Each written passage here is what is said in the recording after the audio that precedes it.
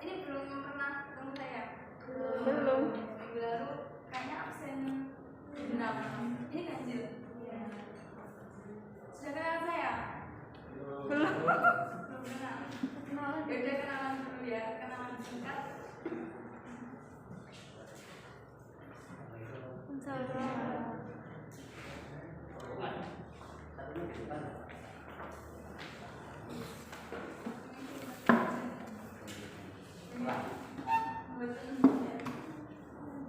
Ini benar kan?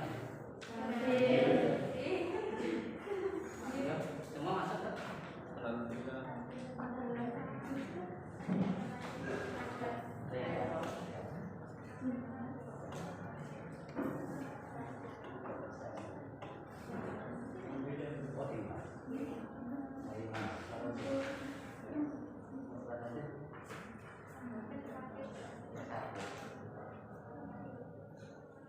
Ya, jadi perkenalkan nama saya Syifa Elsa, biasanya dipanggil Syifa atau Elsa. Saya berasal dari Papar. Apa Papar?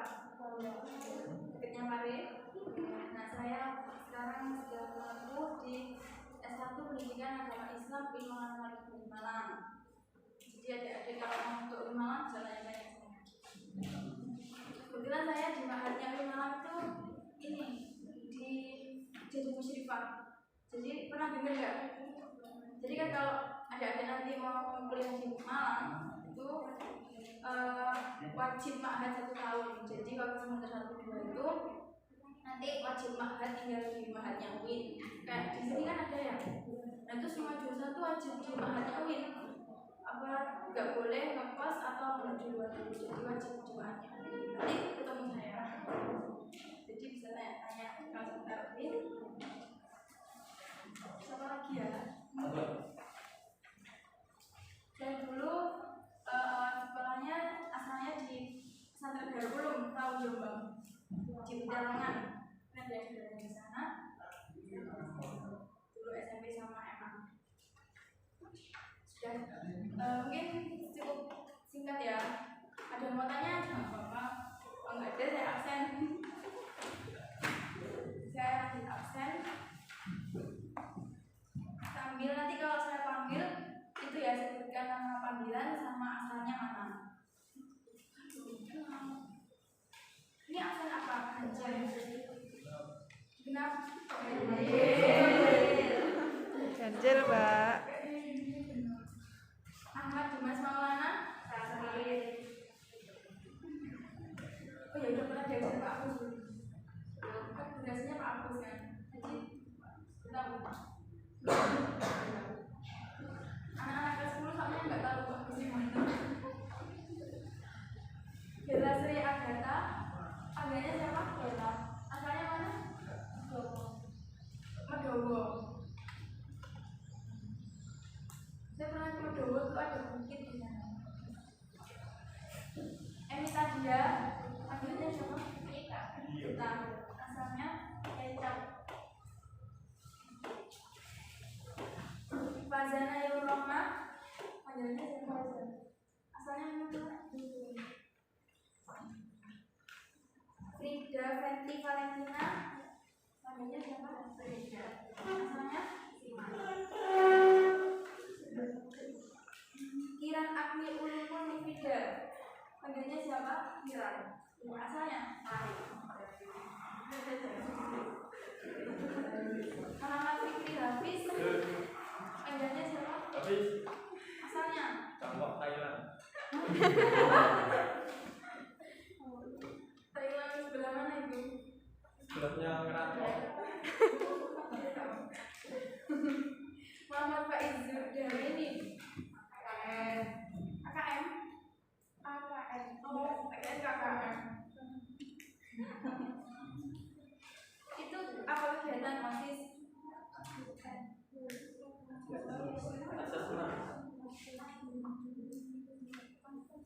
Muhammad Fatanuddin Afandi, panggilannya siapa? Asalnya? Malah kabupaten. Jauh banget malah. Padahal kan semua.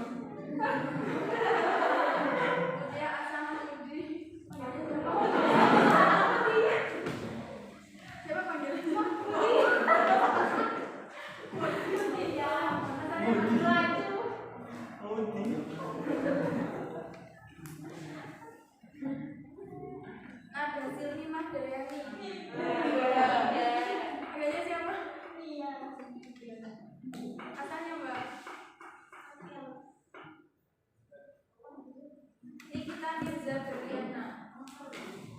Adanya sama. Kita. Asalnya Sima.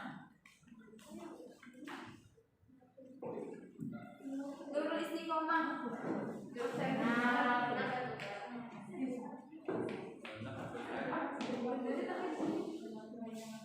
Oh iya. Nova Rahmasari. Saya. Adanya sama. Namanya Nova. Asalnya Kasem. Malang. Nova. Putra Zakaria Muzaki. Adanya. Asalnya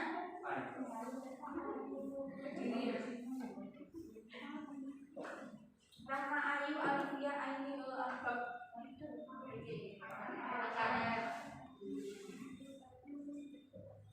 Tia Maslahatul Ummah. Adanya siapa? Asalnya Jombang. Tadi malam Jombang jauh-jauh ya. Jombangnya orang berbatasan. Riza Lailatul Fatoni. Adanya siapa? Riza. Asalnya Selina Rizky Ditasari. Panggilannya Selina. Asalnya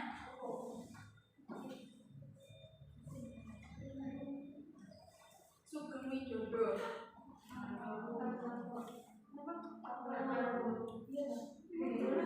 Bisa didoain dulu ya. Amin.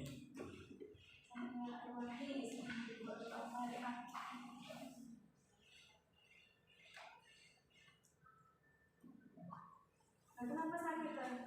Ya. Kapan meninggal?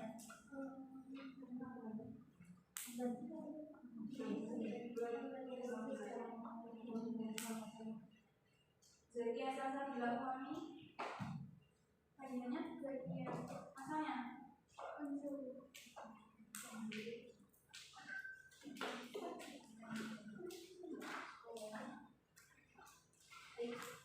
jadi emang kalau awal-awal itu harus perkenalan dulu, karena kalau tak kenal maka tak kalau tak sayang kan nggak mungkin masa langsung kenal berlangsung sayang. Saya tidak semudah itu. Baik ya, hari ini kita akan melanjutkan pelajaran minggu lalu, yaitu tentang menjaga kelestarian lingkungan alam. Kalau mungkin yang bawa bisa di depan sudah ada LCD kan kelihatan. Nah,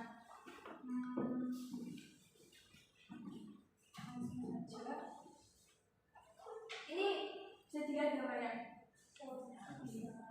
Ada yang tahu itu gambar apa? Yang ini bumi datar. Terus yang ini nah, kalau dari pengamatan adik-adik itu apa berarti? Siapa namanya Mbak? Haza. Kerusakan lingkungan. Nah, ada lagi mau jawab? Apa? Bencana alam. Nah, sesuai bab kita kan tentang menjaga kelestarian alam. Nah, kenapa kok kita mempelajari tentang kelestarian alam? Kira-kira ada tahu nggak? Kenapa tujuannya mempelajari melestarikan lingkungan alam?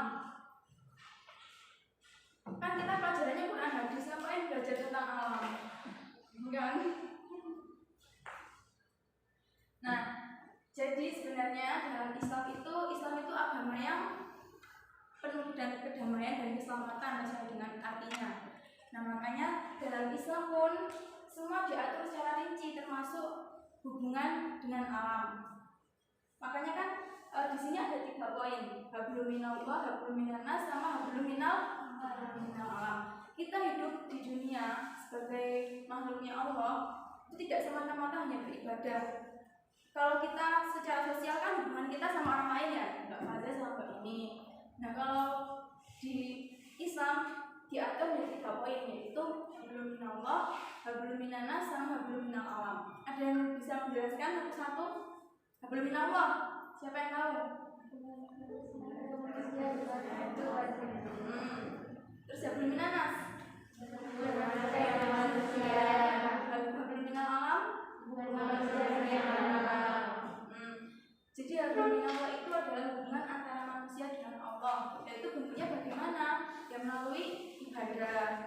seperti sholat, terus melaksanakan perintah Allah dan menjauhi larangan Allah itu hablum minallah. Nah kalau hablum minannas, manusia kan hidup di bumi, jadi juga harus komunikasi baik dengan manusia yang lain. Nah itu ya bersosialisasi dengan cara yang baik, saling membantu, nggak boleh menyakiti orang lain, menjaga omongan, seperti itu.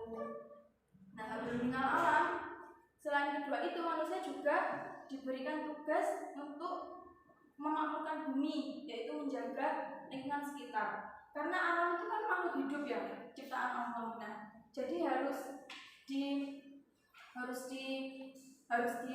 dijaga. Karena bagaimanapun kalau secara sosial apapun yang kita lakukan itu pasti akan berdampak pada diri kita sendiri. Bahkan adik-adik kan kalau berbuat baik sama orang lain ya imbal baliknya apa? Orang lain akan baik samanya. Nah begitu juga dengan alam, kalau kita menjaga, merawat, ya yang mendapatkan keuntungan itu ya kita sendiri.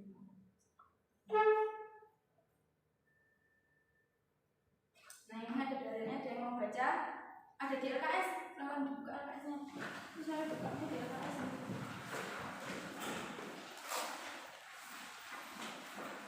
Ada yang mau baca mungkin? Jadi saya dengar juga bisa baca Quran kok. Setiap hari ngaji. Mungkin dari siapa ya? Jawab. Masnya yang belakang kok nggak mau? Ayo gak apa. Mas yang ini, Mas Hafiz. Baca mas. Makan aja. Kok lempar-lemparan? Yang belakang sendiri mas. Oke, baca.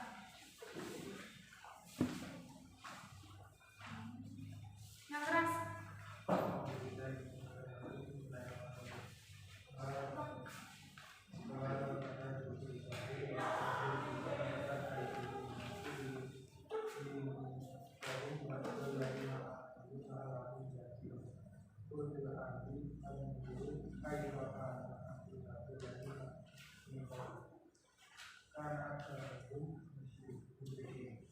Nah, ayat ini tuh menggambarkan tentang kerusakan bumi yang akibat dari ulah tangan manusia itu sendiri.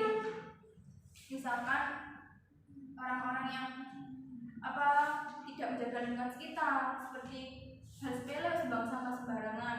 Nah akhirnya apa? Akhirnya jadi kebiasaan. Nah kalau kebiasaan seperti itu dianggap remeh. Nah kalau dianggap remeh ya bahkan jadi banjir. Nah seperti itu merupakan kerusakan alam yang dibuat oleh manusia. Kan bumi itu kan dahulu sebelum ada manusia itu kan masih hijau, masih bagus gitu kan. Nah terus menjak ada manusia di bumi, sekarang mulai banyak perubahan. Kalau kita lihat sendiri kan peneliti ilmuwan itu sudah menemukan seperti lapisan ozon yang menipis. Nah itu kan ya ulah tangannya manusia itu sendiri. Seperti sudah banyak mulai menggunakan benda-benda yang menghasilkan limbah, menghasilkan polusi. Nah akhirnya kan berdampak pada lapisan ozon. Nah terus oksigen juga sedikit berkurang karena ditebangi pohon-pohonnya. Seperti itu. Kalau hal kecil misalkan ada pernah nggak nemuin masa kecilnya tuh mainan di sungai? Nah saya sih kelahiran 98 ya. Jadi berapa di sini? Nah kalau saya 2004 itu di desa saya tuh masih bersih sungainya, masih bisa dibuat mainan gitu loh. Nah kalau sekarang saya lihat tuh saya jijik kalau bayangin nyemplung di situ, karena orang-orang banyak yang sudah membuang sampah di sungai. Apalagi kan yang digunakan sekarang produknya itu kan seperti plastik kan susah diuraikan kan tentunya. Nah seperti itu yang membuat banjir. Belum ada kesadaran sih kalau menurut saya. Nah seperti ini. Allah menunjukkan dalam ayat ini bahwa telah terjadi kerusakan di bumi, baik di daratan dan lautan. Kejadian-kejadian alam itu membuat ketidakseimbangan alam seperti perubahan musim, cuaca yang ekstrim, kemarau yang berkepanjangan yang menyengsarakan manusia. Allah juga menjelaskan pada manusia bahwa kerusakan yang terjadi di muka bumi adalah perilaku manusia sendiri, baik disebabkan perilaku maksiat maupun kesalahan pengelolaan. Nah, kalau sekarang kita tahu tuh banyak sekali ya gerakan-gerakan untuk ini mengganti plastik dengan besek atau dengan cara yang lain lah, pokoknya jangan sampai plastik. Ya karena plastik itu kalau orang-orang dengan kebiasaan yang buang sampah sembarangan emang menyulitkan, dan akhirnya kalau dibuang di sungai kan jadinya banjir. Nah seperti itu. Kalau ada di sini ada yang suka ikut komunitas atau bikin komunitas sosial, itu saya rasa bisa dibuat ini gerakan anti plastik. Ya kan kalau kita bicaranya kan mudah, cuma solusinya itu yang susah. Ini cara menjaga alam. Yang pertama, tidak membuang sampah di sungai, tidak membakar sampah, menghemat energi menggunakan produk daur ulang, menanam pohon, melarang perkebunan liar. Kalau kita tahu juga di daerah Kalimantan itu kan sebenarnya mereka tuh kaya akan tambang ya. Tambangnya tuh apa kalau namanya? Belerang. Nah di sana itu ada yang bilang kan kalau di sana tuh banyak dikeruk karena untuk kepentingan politik. Nah seperti itu. Nah itu dampaknya juga sebenarnya nggak baik loh buat masyarakat sekitar, karena mereka tuh hasil limbahnya itu yang bermasalah, kayak menyebabkan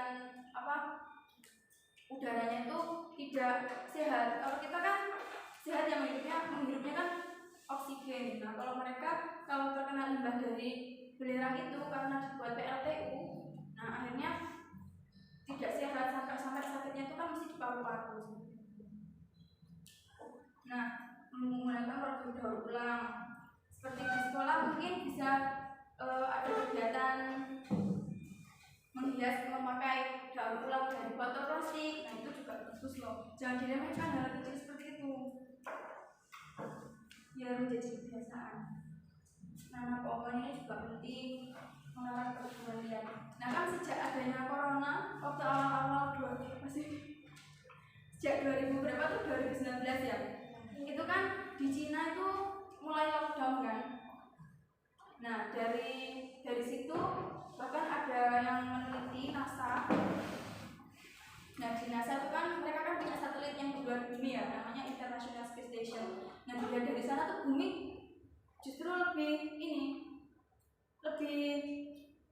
istilahnya tuh tidak seperti biasanya. Kalau biasanya kan terkena polusi, terkena limbah. Nah karena lockdown, jadi udara di bumi pun dan ozon di bumi itu mulai menebal seperti semuanya. Nah seperti itu. Jadi sebenarnya kemajuan globalisasi, kemajuan teknologi itu harusnya tidak menjadi dampak jelek buat kita semua di muka bumi. Harusnya bisa menjadikan bumi lebih baik lagi.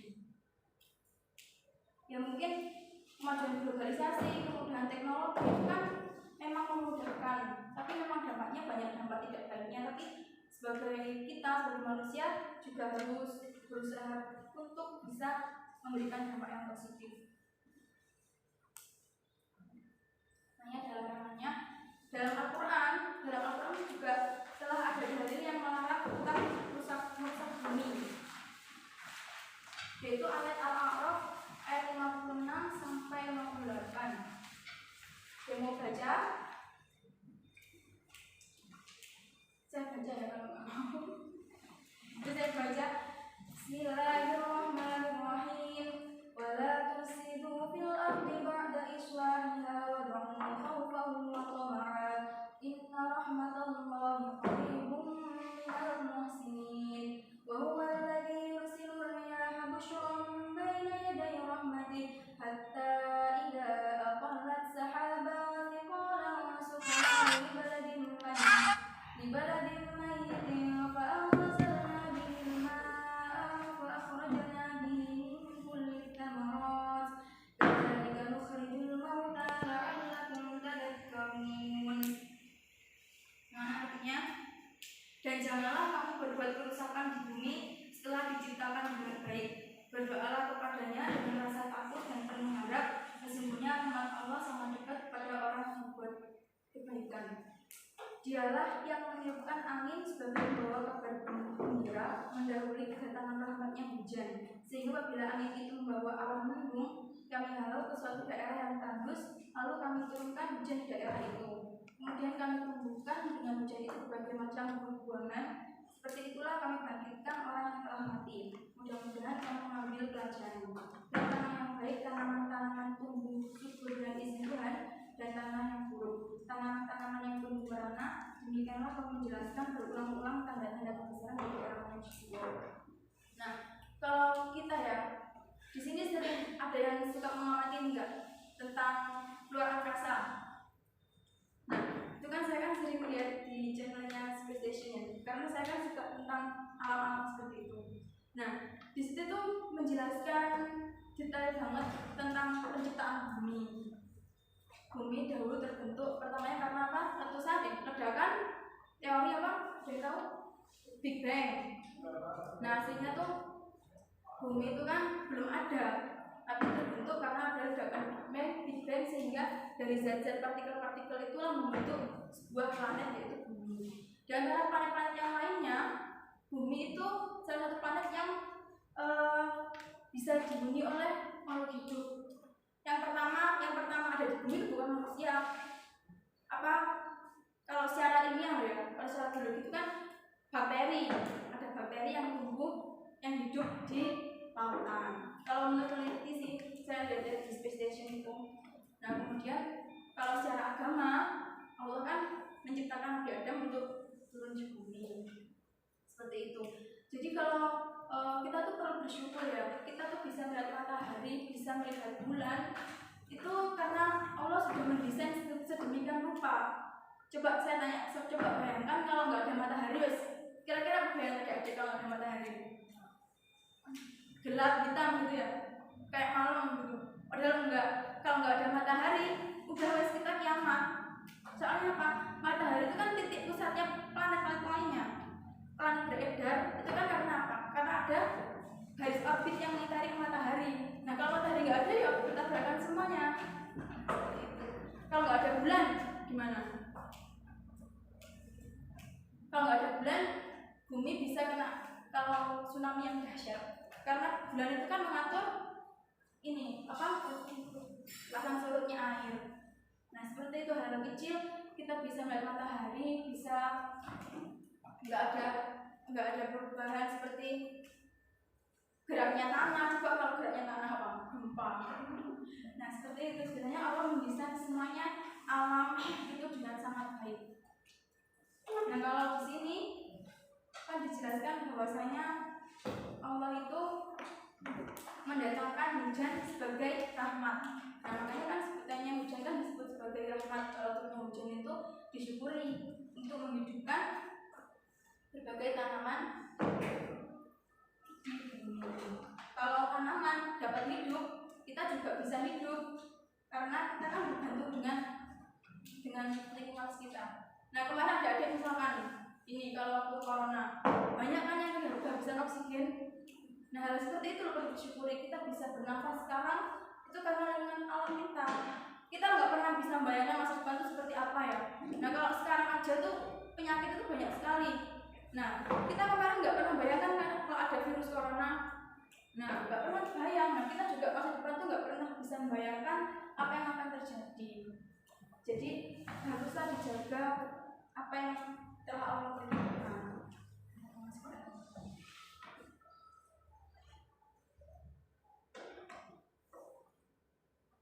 Nah, ini salah satu proses turunnya awan, turunnya hujan.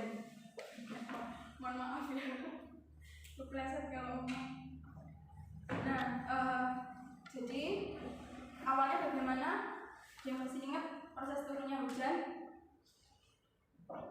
Yaitu dari air yang ada di bumi atau air yang ada di sungai atau di laut itu menguap karena ada panas matahari. Nah, proses menguap ini disebut sebagai kondensasi. Nah, proses kondensasi. Nah, makanya kan tadi kalau di ayatnya itu kan Allah mengirimkan sehingga angin itu membawa mendung. kami lalu ke daerah yang tandus, lalu kami turunkan hujan di daerah itu. Nah ini awannya berjalan dan akhirnya menyirami tanah atau daerah yang tandus sehingga terbentuk tumbuh-tumbuhan.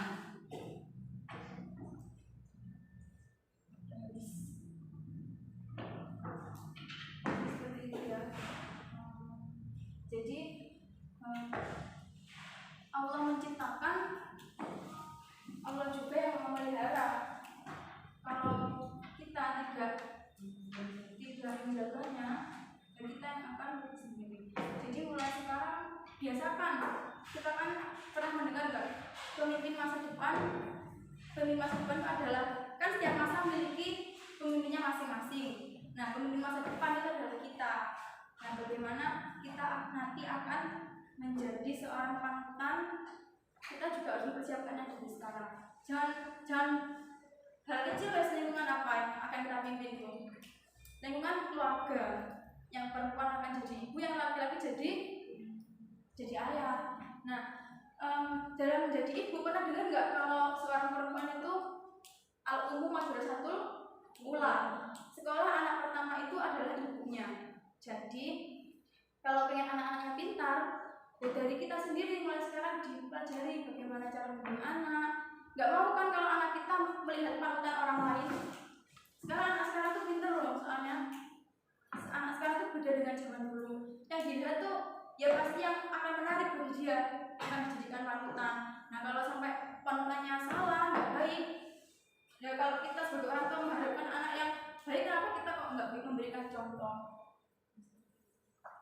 Nah kan yang laki-laki itu juga sebagai calon imam juga harus disiapkan dari sekarang. Belajar mengaji itu juga penting. Jadi kan meskipun kalian jurusannya di sini tuh nggak agama, meskipun MIPA atau IPS, belajar agama itu penting karena buat apa? Sebagai pedoman. Agama itu kan sebagai pegangan hidup. Nah, agama itu nggak perlu berbicara tentang hukum-hukum Islam ya. Buktinya agama mengatur tentang alam. Agama juga kalau secara rinci pengetahuan alam semuanya itu bersumber dari Al-Quran yang ada. Misalkan medis, kalau kita berbicara medis, kita kan ada tahu tuh, ada penemuan kan, kalau madu itu merupakan obat bagi kita, maksudnya bisa menyembuhkan berbagai penyakit kan madu itu.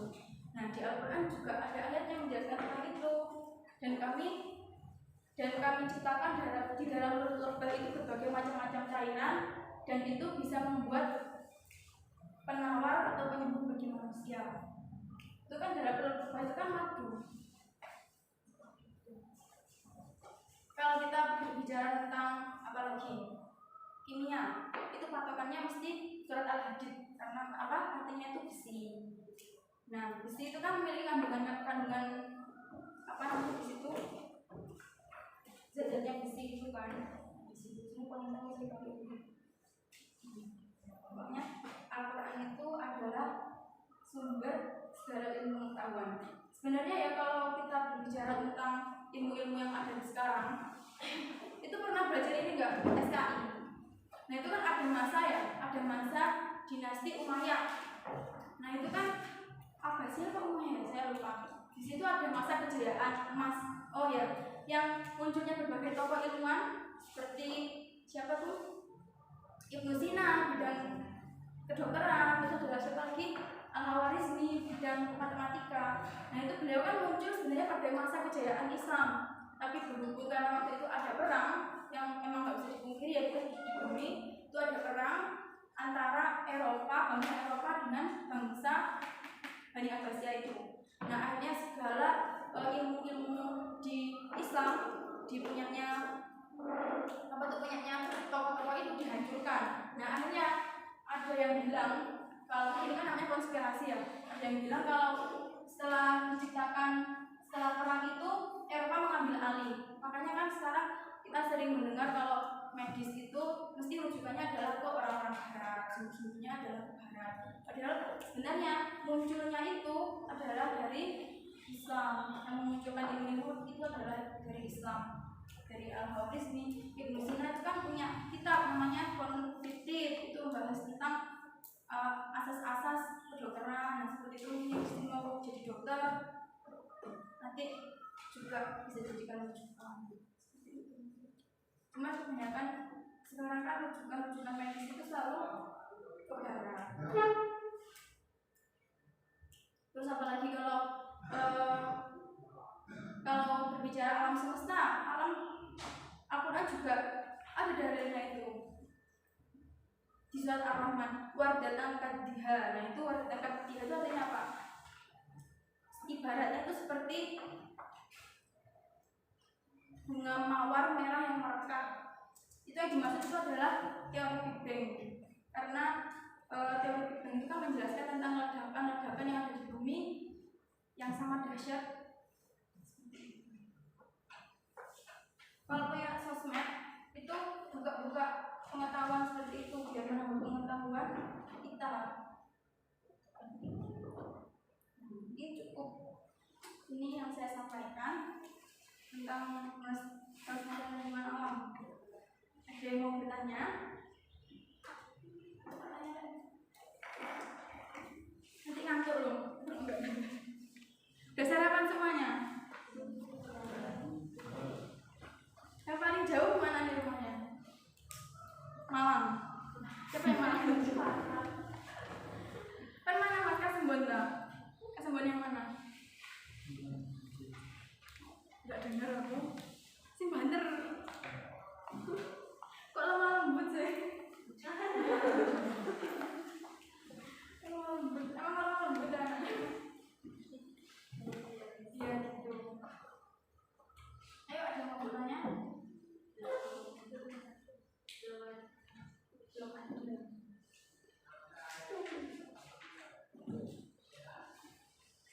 Nah, kalau misalkan hubungan manusia sama hewan itu berarti termasuk kriminal apa?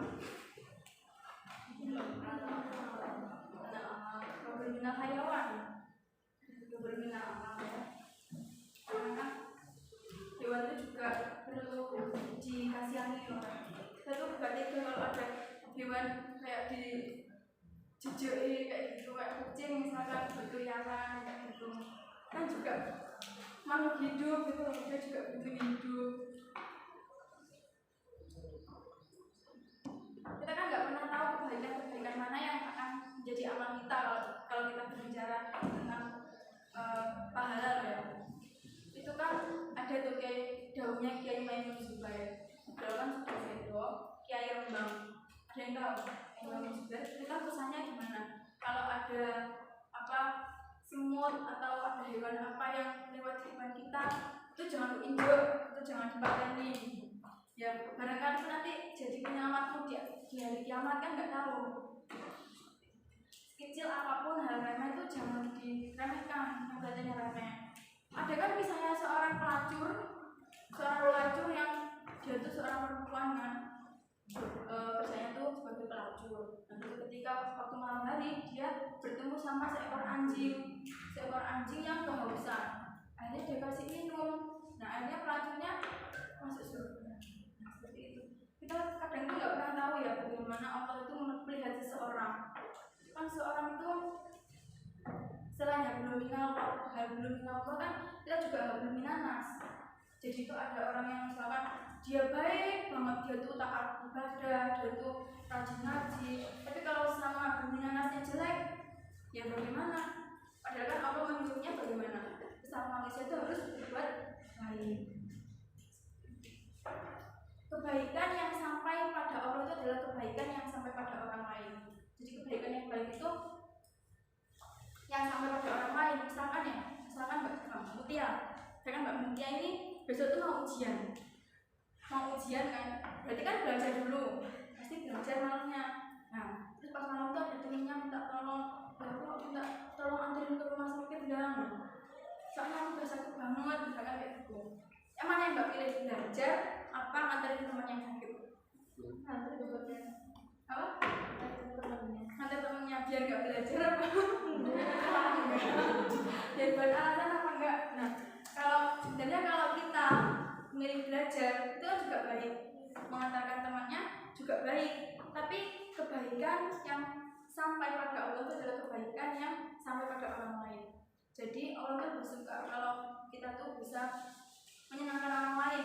Jadi kalau misalkan Mbak Putih yang belajar, ya pasti besok nilainya bagus karena Mbaknya belajar. Tapi apakah nilai bagus akan menjamin seseorang bisa sukses? Kan enggak. Tapi kalau misalkan Mbaknya milih nganterin temannya yang sakit, nah pahalanya itu pasti juga ada, juga baik. Allah kan pernah itu ya, Allah tuh pernah menjanjikan di Al-Quran bahwasanya ketika kita bantu orang lain, suatu saat kebaikan atau hutang kebaikan itu, kebaikan kita itu akan bisa oleh Allah sendiri. Entah Mbak nanti dimudahkan ke depannya atau punya kenalan ke depannya, kan mesti orang melihat dari sisi sikap kita. Jadi seperti itu. Jadi ya berbuat baik, belum menolong juga penting, tapi jangan melupakan belum menanas. Kan kita ini juga diciptakan oleh Allah.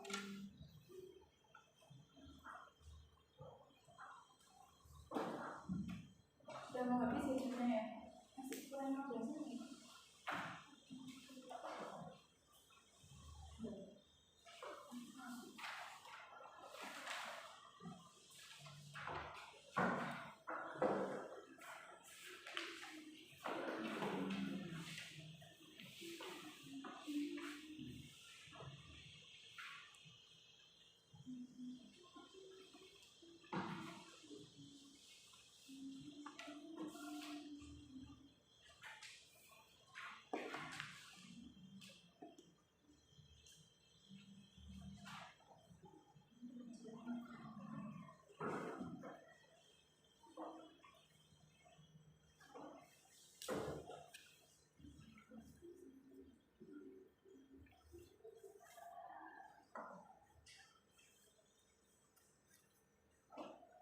Mungkin bisa dibuka LKS-nya ya. Teman-teman yang nah ini halaman 34 ya, bisa dikerjakan yang pilihan Anda.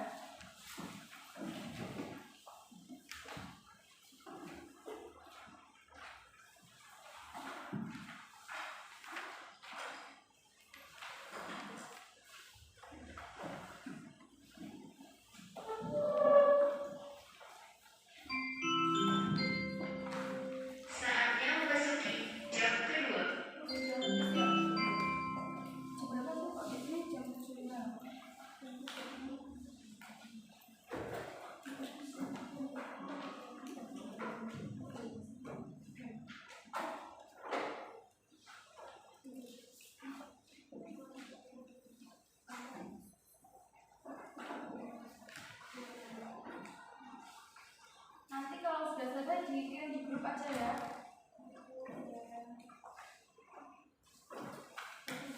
Mungkin sampai sini saja apa yang saya sampaikan. Kurang lebihnya saya mohon maaf. Wassalamualaikum warahmatullahi wabarakatuh. Waalaikumsalam warahmatullahi wabarakatuh.